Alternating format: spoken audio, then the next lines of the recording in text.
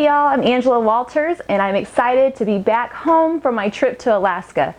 We had so much fun and we made some memories that I'm sure we'll remember forever. But as much fun as we had, it's so nice to be back home. And if there's one thing that I've learned from traveling, is that re-entry into real life is hard. It's not like you get a day or two to ease your way back into it. No. It's like you're dropped off the airplane and you start running and you're just trying to catch up with everything that has piled up while you've been gone.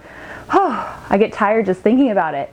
And this week is no different. It's a busy week. I'm leaving for Canada in 2 weeks. So this next week I'm going to be packing, getting ready for a regional quilt festival I'm teaching at. But the big thing that's on the top of my to-do list is to finish this quilt for Tula Pink. Surely you know who Tula Pink is. Fabric designer, awesome personality.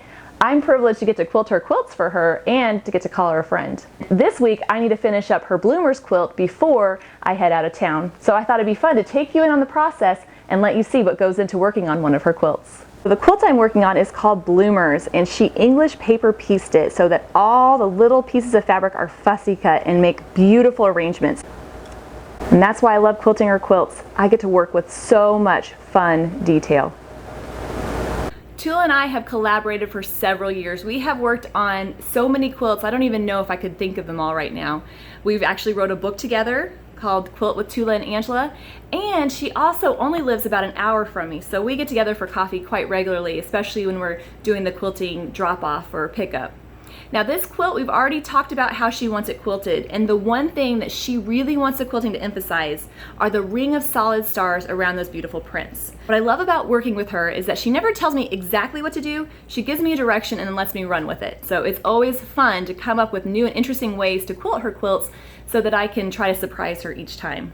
Now I have her quilt loaded and I'm ready to start quilting. And while I approach all my quilts the same, there are a few things I do slightly different with Tula's quilts. The first thing I do is that I always use 2 layers of batting on her quilts.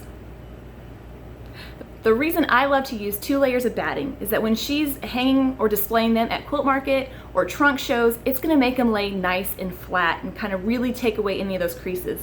Plus, it gives the quilting a little bit more of a oomph, especially with all the dense quilting that I love to do on her quilts. Another thing that I do slightly different on her quilts is I pay a lot of attention to the placement of the fabrics. She usually spends a lot of time coming up with these really beautiful orientations. So first up, I have to decide the thread, and this is actually something I usually pick out before I even think about quilting designs. Because since I do so much dense quilting on her quilts, I have to use a thread color that's going to match so that it doesn't overwhelm the fabric. I mean, as much as she loves me and loves my quilting, the main point of this is to show off her beautiful fabric prints. And what better place to select from than the Tula Pink thread collection? Ugh, just kidding, I can't bring myself to open the threads in here. I just like to open it up and pet it every so often. So I have my first thread colors, and I'm going to go ahead and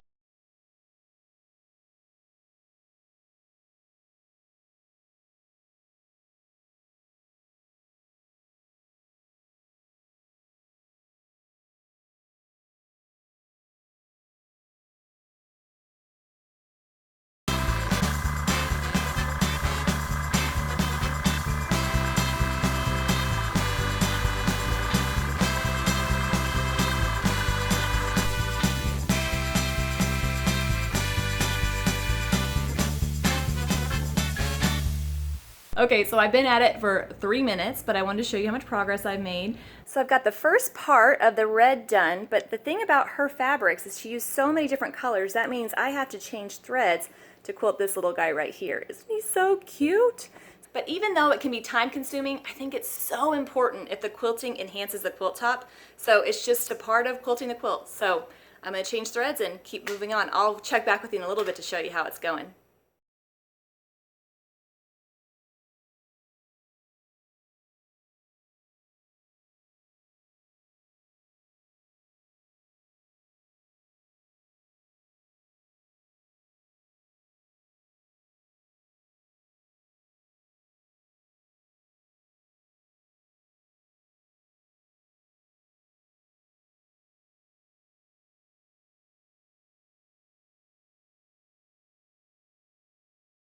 So I'm about 30 minutes into it and I'm finished with the quilt. Oh, come on, you know I'm joking there. I wish it was that fast. Not quite, but I was gonna show you a little bit about what I've got done. Now, whenever I work on her quilts, I try to always change it up because I get bored easily and I know that she loves a lot of detail. So here I've added some feathers. I haven't quilted these orange ones yet. I'll have to come back to that in a minute, but look at the little kitties and the cat food.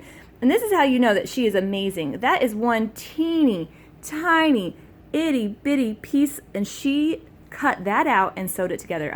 I know that I will never be making a quilt like this soon. So as you can tell, I'm working on this quilt in my home studio. I usually prefer working at the shop because that means I get to leave home and go to work and have that really nice clear separation. But since I'm going to be home for the weekend, it means that maybe I can get a little bit more done and squeeze it in a little bit of time. Having the quilt at home is nice because I can come up here and quilt anytime. It's also nice because I can always be around my children. That's right. If they need me for any reason, they can stop in at any time and I can help them. I can be here to tuck them in when it's time for bed, or brush their hair, or just listen to them when they're telling me about their day.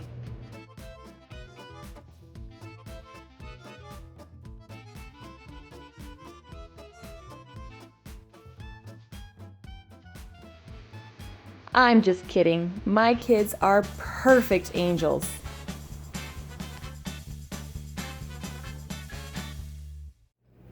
So I haven't been making as much progress as I would like. Unfortunately, real life tends to get in the way of my quilting time.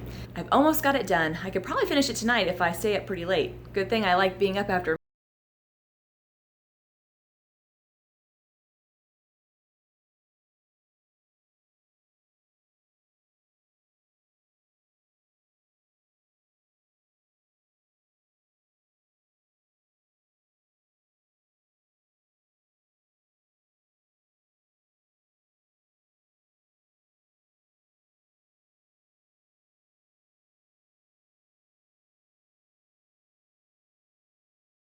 Yay! I have to be kind of quiet because everybody's asleep. It is so late, but I had to share that I'm finally done with the quilt.